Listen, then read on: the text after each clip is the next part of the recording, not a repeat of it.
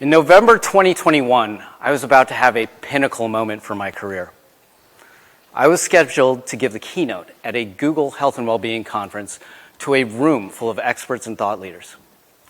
This was an amazing opportunity for me to showcase the work that I am so proud of. And so the weeks leading up to that, I spent hours crafting and practicing and polishing that talk because it had to be perfect. 3 days before the talk, I made a painful decision and I threw the entire thing out. And instead, I told them what was really going on. That I was struggling with depression and anxiety, and I'd be going out on mental health leave. And I knew so many others were struggling just like me, and that's what we needed to talk about. I have over 20 years of experience in health and well-being, and via my journey to becoming a world champion powerlifter, I've become an expert at the intersection of health and well-being and human performance. And despite all of that, I still burned out. Why? Yes, I was struggling with depression and anxiety. But the harder thing to admit is I did it because I was ashamed of how I was showing up as a husband and father. And I was terrified of hurting those that I loved most. And going on leave was an act of desperation because I didn't know what else to do. I spent the coming months on leave taking a really hard look at myself. And honestly, there were a lot of things where I didn't like what I saw. But eventually, I came back in a better place and with new insights and new mindsets and new tools for managing my mental health. And most importantly, I came back with a determination to help others who are struggling like me. So when the opportunity came up to be on a men's mental health podcast, I jumped on it. And I went on and I told my story as openly and vulnerably as possible. And then I very reluctantly posted it on LinkedIn in front of my entire professional network. That post got 2,000% more engagement than any of my normal posts. And then more podcast requests came in. And then requests for talks. And then requests to turn those talks into workshops for teams and organizations, because there was just such a desire to have these vulnerable conversations actually out in the open. Now, one particularly scary speaking engagement was presenting live to the 1,300-person organization that I work for at Google. And what made this even trickier was that I was doing the presentation from a room in Los Angeles into a tiny laptop camera that beamed the message to rooms around the world and then primarily to a conference room here in the Bay Area where the bulk of the organization sat. And I could not see anyone's face the entire time.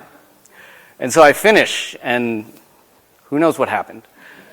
But then a message came in from my boss, and it said, "Your words had impact. The room is dead silent."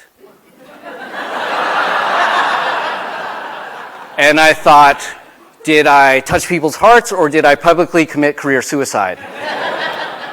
But then the next message came in and it said, "Right now I'm hiding in the back of the room choking back tears because for the first time in such a long time I feel seen. Thank you." Messages like that one flowed in for the rest of the day and the rest of the week.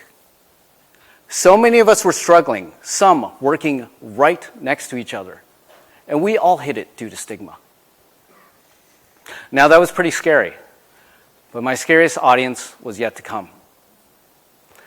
Growing up, we didn't talk about mental health, but I decided I'm going to break that cycle with my daughters. So a few months ago, I sat down my older daughter, and I said, "I have something important I need to tell you. Right now, I'm struggling with something called depression, and what that means is that sometimes, even though there's nothing wrong, I feel a little bit more sad, and I feel a little bit more tired. But I want you to know, even when I feel that way, it's going to be okay, because I will always take care of you, and I will always love you."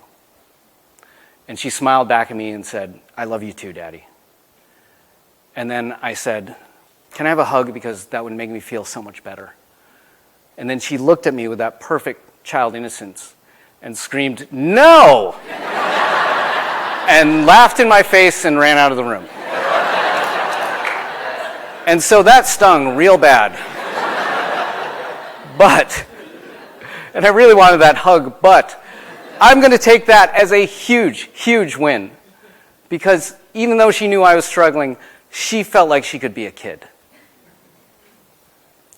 So that's how I'm trying to break the stigma. After dozens of talks and dozens of workshops and millions of impressions on social media, I'm going to keep telling my story as long as people will listen. And what about you? How might you help break the stigma with so many struggling right now? And you're going to have to decide that for yourself, but I'm going to leave you with this. Imagine if we all showed up with just a little bit more vulnerability and courage. And in doing so, we put aside our perfectly polished exteriors and showed a little bit more of our hearts, wounds, scars, and all.